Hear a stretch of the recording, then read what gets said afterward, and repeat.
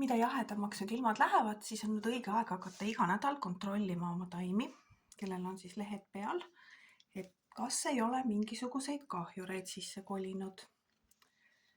Nii, kuidas me seda siis vaatame? Kõigepealt kontrollime lehealused. Et lehealused peaksid olema kõik puhtad. Lehed ise ilusad rohelised. Kindlasti peaks vaatama neid tippusid. Näitan nüüd kohe.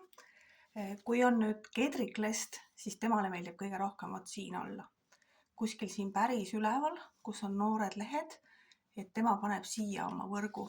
Et seda on kohe näha, et moodustub siuke väike võrk ja nad ise istuvad seal sees. Nii, lehtede alt saame ka teada, et kas seal on kedagi. Kui me kedagi nüüd ei näe, siis ei pea iseenesest midagi tegema. Mina isiklikult pritsin ikkagi veepudelist taimi, näiteks ka puhkehooajal, kindlasti ka lehtede alla, sellepärast, et lehtede alla nad just kogunevadki kahjurid, kui need peaks siin olema.